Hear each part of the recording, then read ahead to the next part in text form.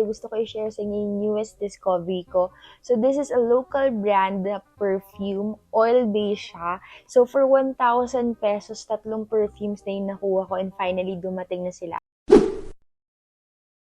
This is Gorge. Alam mo, ang ganda nung packaging nila. Laban.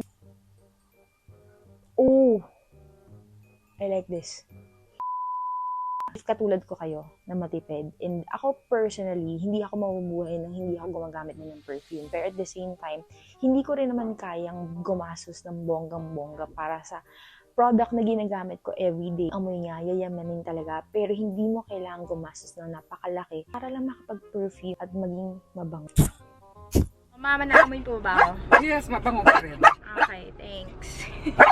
Hi guys, update lang tayo. So kanina tinanong ko yung mom ko yung clip before this one.